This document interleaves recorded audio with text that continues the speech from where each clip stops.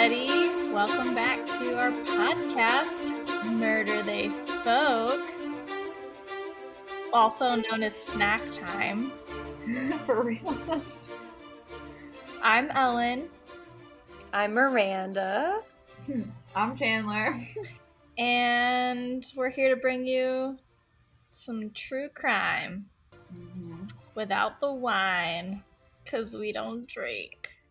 And sometimes it stinks. All the time it stinks. Ew. Yeah, I just stressy. That was my dog sneezing. She's mad at me because I made her come inside. Is it still pouring down rain there? No, I moved all my stuff for no reason. Ellen's sunroom is like, what, a 10 roof just in the sunroom? Yeah. So she was set up in her sunroom, and then I could hear it coming down like a hailstorm, and I was like, I think it's raining. Yeah. It's really relaxing when you're not trying to record a podcast. Anyway, so Miranda's got her case today. Yes. I'm sure everybody's tired of hearing from me. So this week is going to be a little bit different because I'm going to be telling a story that's not quite about murder, but I'm going to start a little bit with my own personal backstory. So growing up in my hometown of Gaston, South Carolina, we had our house, and beside our house was a giant field. So it was about 15 years ago. I was probably about 13, 14-ish years old. I was outside hanging out when I heard, it was a very bright sunny day, clear skies, middle of the day. I heard a loud noise overhead, and I look over across my yard, across my house, and a helicopter is landing in our field. So we, just for comparison, our house, and then we had like a little pool house behind it, my grandparents' house, like a little, maybe like 10, 20 yards off the way. And then we had a giant, probably 20, 30 acre, just open field where we used to have like cows and horses in a barn. Tore all that down. It was just a big, big grassy field at this point. So I look out, and this helicopter is landing in our field. And now we're in the country. We're gassed in South Carolina. 15 years ago, mind you that too. Knew about it. My little sister was also outside playing. She ran inside and like yelled at my parents that a helicopter just landed in the field. So we all come out. We go over to the field. And then this is what happened. An Air Force helicopter that was on a routine cross-country training flight. They were stationed in Pensacola Naval Air Force Station in Florida, and they were doing just a routine training exercise driving up to Virginia Beach, Virginia. They drove up. Did I say drove? Mm-hmm. Sorry. Okay. Cut. I'm not cutting that. No. I do what I want. I'll cut it. Okay. Thanks. But you're not going to listen anyway, so you won't know. I do listen. Oh, you do? Yeah. Huh. You think I don't listen? I don't listen after it's published. Oh, I listen to it. Oh, good. Do you, Chandler? No. Of course I've she listened doesn't. to a couple of them. She's lived it. She doesn't need to listen to it again, I guess. Well, No. I listen to them. I also hear Christopher listening to them. Oh yeah, Spencer used to listen to him too.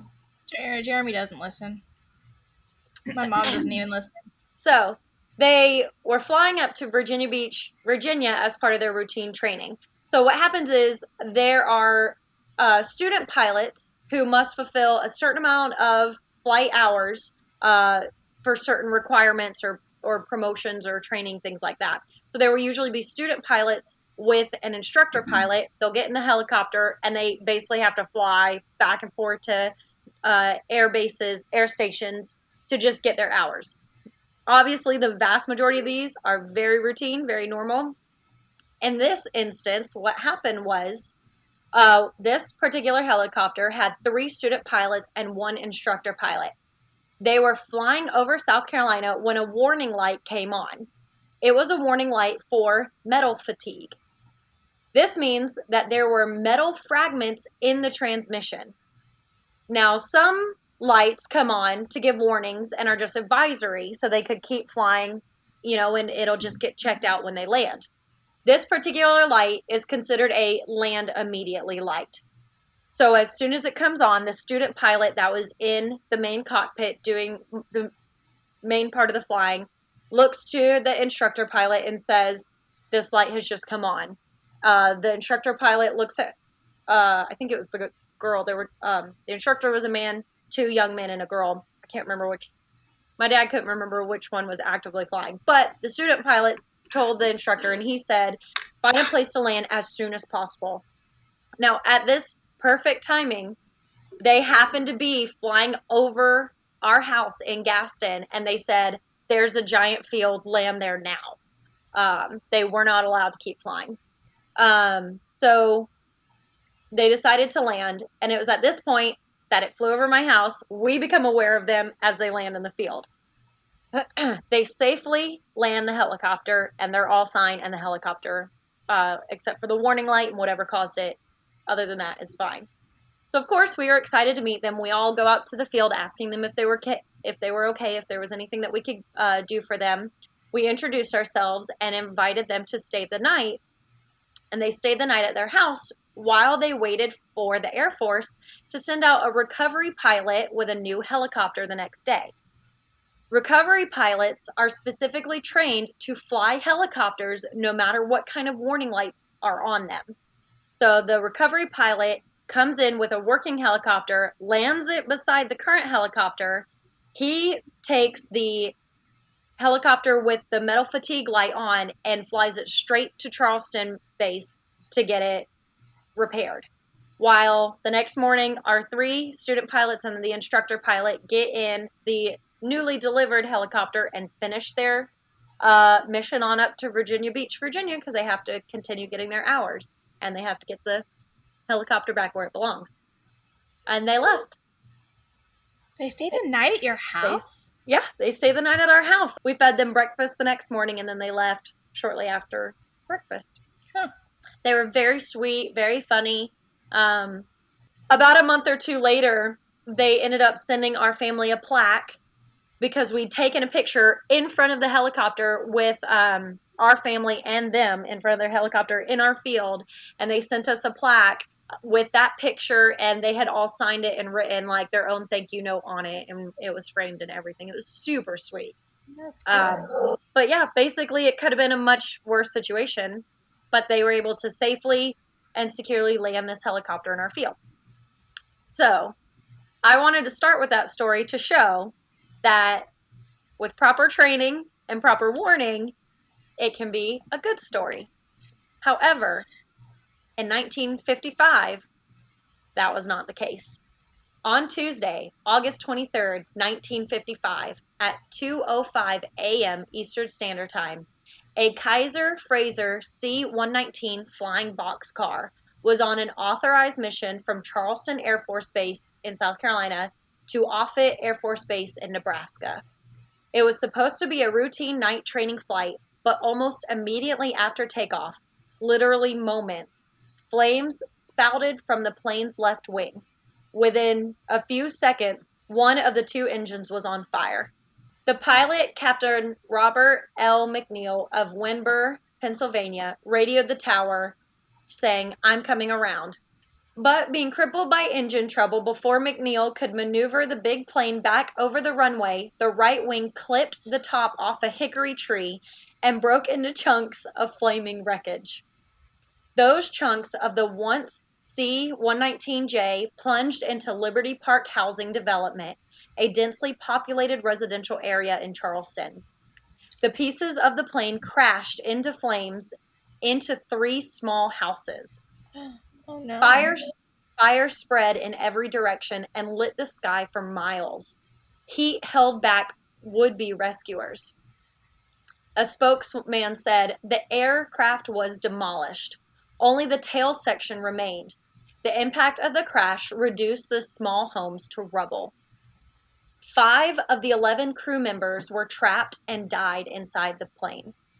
Those killed were Captain Robert L. McNeil, First Lieutenant Francis L. McShane of North Charleston, South Carolina, Second Lieutenant James John Mayer of Wilkes-Barre, Pennsylvania, Airman 3C Keith Halls of Smoot, Wyoming, and Airman 2C John W. Glenn of Cincinnati, Ohio. Bodies of 4 of the 10 persons who lived in the 3 houses were identified. They were Charlie Robinson, Sam Gibbs and his wife Ella Gibbs, and Elizabeth McCall. All of the 6 surviving crew members were in the plane's cargo area. From their beds in the Naval Hospital, they told a tale of fire and confusion and of miraculous escapes. One of the crewmen said the plane was carrying, ready, 2,400 gallons of gasoline. So What? that explains why the fire was so large and the heat was so hot. Why were they carrying all that? I don't know. Or was that the gas tank? He said carrying, and it was a box car. It was a transport vehicle. I'm gonna get in more to the plane in a little bit, but yeah, Okay. that's that's one of the crewmen said in the hospital. Because, I mean, if they had just taken off, their fuel He had tanks were just probably taken off. full, so I feel like that's probably the fuel tank. Maybe that's what they meant. Yeah. So Yeah. I feel like they would carry gasoline. That'd be weird. Well, maybe that's what he meant when he said carrying, was Yeah. that they had that in the plane. Mm-hmm. Minutes after the crash occurred, Air Force police arrived at the site of the tragedy and mounted guard over the scattered debris to keep sightseers and souvenir collectors away. The State Highway Patrol sent all available forces to the scene to direct traffic and assist in removal of the dead and the living. A traffic jam developed for a time as spectators crowded streets in the subdivision to try to get a glimpse of what happened. The following are all testimonies of witnesses who survived. A North Charleston fireman said he saw 2 flashes from the stricken C-119 before it fell into Liberty Park. David Nelson said, "I heard the plane coming. I was in my home a short distance away. Everyone in my house jumped up. We didn't try to help because it was too hot. All we could do was run." Roger Nix and his wife and baby were sleeping, only 25 feet from one of the demolished houses. He said, "The crash woke me up. Everything was lit up and there was an explosion, then another one. We ran from the house and there was fire everywhere. I saw a man crawling out from the fire." Dobbins Payton, 31, who operates a restaurant in the area, said he fought the flames with a garden hose for 10 minutes before the first firemen arrived. He helped his parents and his 6-year-old sister to safety as the flames threatened to spread. Estelle Robinson, who works for Payton, ran to the door of the restaurant as the plane sheared off treetops in its descent. "My God," she cried, "that's my house." Her husband, Charlie, was one of the dead inside. She watched the plane crash into her house with her husband in it. It was 2 a.m. The civilians injured included a man and wife who were asleep when one of the plane's propellers was flung 100 yards through their window into their house. Woo. But they survived. Thomas Andrews, 38, who lived 2 doors down from one of the leveled buildings, said he was jarred out of bed by the crash, which was followed by 2 more explosions. He said, "I saw 2 men thrown through the back of one of the 3 houses by the explosion. They were asleep inside, and I guess their lives were saved when they were thrown clear." They survived? They survived. The force of one of the explosions shot them through the back of their house, and like being thrown from a car, they were saved by what happened in the house. Oh my Isn't that insane? Yeah. Yeah. That's why I said this is still a very insane story of death, but it's not your traditional murder story. I still thought it was crazy. The people who got thrown out, like, what did they land on? Like, where did they land? I don't know. but they survived. But they were thrown out of their house. Newsreel cameraman Bob Kennedy of WCSC TV said the destruction was complete. It looked like just a big mess. Kennedy said the entire rear end of an automobile standing 15 feet from the scene was sheared off and only the front seat and the motor was left. Oh, jeez. So you're talking about not only a plane full of fuel to go to Nebraska just crashed and exploded, but the propellers are flying off and completely shearing off cars, crashing through houses, all kinds of stuff. So on to the investigation. The crashed aircraft was previously attached to the 456th Troop Carrier Wing, one of 4 C-119 wings in the 18th Air Force, which recently ferried troops from East Coast bases to Japan and back. So it used to be used for very, very big transport missions. The C-119s were used mainly for ferrying troops and have been grounded 3 times in the past 7 months leading up to this date for mechanical trouble. The C-119G model was ordered down for 4 days in January, and all models were grounded in February for 2-day engine checks after several accidents during Operation Snowbird, a winter exercise in Alaska. I don't know what happened in Operation Snowbird, but apparently something happened that caused enough problems that they grounded all the vehicles for inspection. Ellen can look that up for me. The last note that I was able to find says, the Air Force is now completing a 10-day check of the C-119F models to determine how moisture could get into the propeller blades after several prop planes were found to contain moisture, which could throw them off balance. Now, if a plane is thrown off balance, it can put enough pressure on the wing that the engine can blow or the wing can crack. And that's it. Out of all of my research, I was not able to find any information that talked of the results of any investigation about this particular plane crash, or why the wing caught fire, or why the engine failed. Everything in my investigation section I just told you talked about different boxcars or converted boxcars having been grounded for different reasons, but they ended up still being used. And that's what happened to this one. Okay, as far as I could tell, if they did do an investigation into this one, it didn't come out, it wasn't released to the public, or it was just seen as some freak accident. I was not able to find any official statement on what went wrong with the plane and why it went down. What's a boxcar? So if you look it up in Google, it's basically a giant flying, transport vehicles. Like if you've ever watched a movie where like they're carrying like another plane, or they're carrying like a pallet of food and they drop it out of the back, or like it's got a big inside cargo hole. That's what these look like. That they're transport vehicles to transport tons of soldiers from one place to another.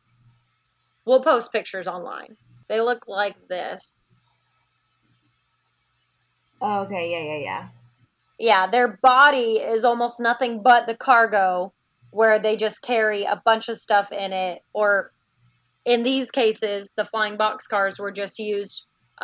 This particular boxcar had been used to go back and forth to Japan and the United States carrying soldiers. What was this one called again? They have like pictures of the fire and stuff, like all the damage. No, it was only an article of what happened. And there were pictures of the plane itself, like telling you what kind of plane it was, but there's not any pictures of what actually happened. Like, no pictures of the damage, But it was 1955. I looked up as much as I could. There are literally 2 articles about this, and one just reiterates the first one. Like, the second one just reiterates the first one. So I have one official article from, let me look up what it was called. It's basically like the Charleston Genealogy News website. Like, It has all the information, but there's no pictures of it. And then, like I said, I could not find a single thing about any investigation done. I used to have this like fear. I don't know if I'd say it's necessarily irrational, but it was kind of rational fear when I was younger. Like anytime I heard a plane coming over our house, if it sounded like really loud, I thought for sure it was gonna like come crash into our house. But my mom was like, Chandler, if a plane was actually that low to the ground, our house would be like shaking. It would be so loud. So unfortunately, other than the fact that the Air Force said that they were going to do an investigation into the C-119s and why many of the others were having issues, no official standing was ever released of what caused the engine to blow almost right away. And so, sadly, 4 civilians and 6 crew members were killed in the Charleston Air Force plane crash of 1955.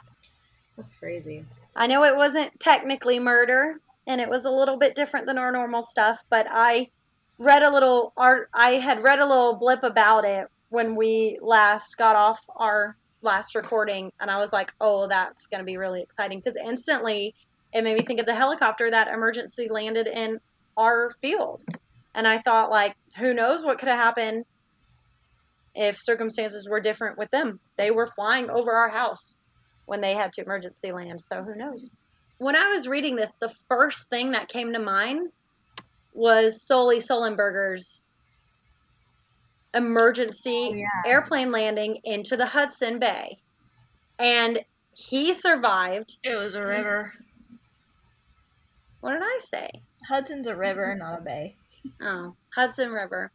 But I don't know the difference. Sorry. The Hudson. Sorry, I'll leave it there. So I at least knew that's what it was. Thank you, Ellen, our New York correspondent.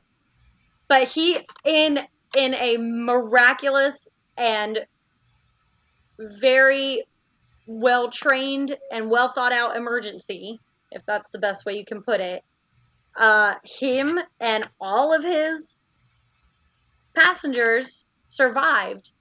And they did a massive investigation afterwards because his engine blew. Granted, we know why his engine blew, and he knew why as well. But it was immediately after takeoff as well, within a few moments as well, I believe. Yeah, it was not very long. No, and that, I mean, I feel like for the Air Force, like, you're talking about government, you've killed civilians and airmen. I feel like they would want to do an investigation, but maybe there's not a whole... Well, I was going to say maybe there's not a whole lot you can do when the plane crashes, but that's what black boxes are for. I liked it because it was different. Like, I wanted to do something a little... Like, our last episode was heavy. And so I kind of thought this was, I mean, still death, but accidental catastrophe and not murder catastrophe. Yeah, that's definitely interesting. I like it. It's nice to switch it up sometimes. Yeah. Yeah. Yeah, Susan Powell was heavy. I'm still recovering from that. Me too. I think I'm still having nightmares about them. And now I'm listening to a Ted Bundy book. Yeah. I just like to be shrouded in death and depression. Oh. I love it. I love the feeling of morbidity, and I got this at the library today. Oh, a forensic science book? That's I got exciting. a couple of them. Jeremy's gonna come home and be like, what? I generally try not to fill my life with death and murder until we do this podcast. I do, and I love it. I never did until I got on this podcast. It fulfills my soul. I love it. I love it so much. You guys have no clue. Like, that's all I listen to is true crime podcasts. I listen to true crime case books. I read all that stuff. I'm also getting ready to start reading The Shining, but you need to read that Mindhunter book. I have. Oh, okay. The guy who wrote it, he's part of my case next week. Ooh. Because he's a criminal profiler, you know, and he Yeah. profiled like Ted Bundy and the Unabomber and all those people. Yeah, Ted And Bundy. Thank you, Miranda. Thank you for filling in for You're me. welcome. Yes, thank you.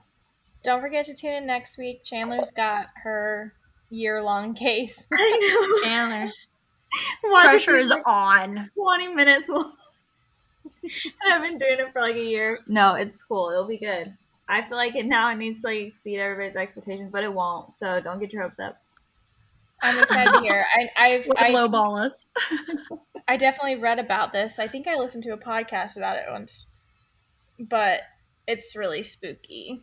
I haven't read anything. I don't even think I've heard about it, so Well, I am excited. It's gonna shake you in your little boots. Yeah, are you talking about Todd Cola this month? Mm-hmm. Yeah. Okay. Yeah. No, it will. And I can't wait. I've been waiting. Don't make me wait too much longer. Yeah. Anyways, so Yeah. I'm excited. Yeah. So come listen again next week. And we love you guys. Sort of. I don't love many people, but we love our listeners, the very few that we have. We do. Hey, we got 6 new followers on Instagram today, so. Like 60 more? No, 6 new followers. 6. Hey, that's I awesome. thought she said 60 as well, and I was like, dang. Yeah, well, Not it's because that good. I just go through usually, and I'm like, follow, and eventually those people will see and they'll follow you back. Oh, smart. Are you using the hashtags? Yes. Good girl. Okay, except for I've been bad. I need to do that right when we get off is post. I never posted the second half of Susan Powell. I'm sorry. Do you know how hard I worked on that? I'm sorry. Anyway, okay, we know you guys are tired of hearing us chit chat. Anyways, hope you guys are doing all right, and thanks for listening. Bye-bye. Thanks, everybody.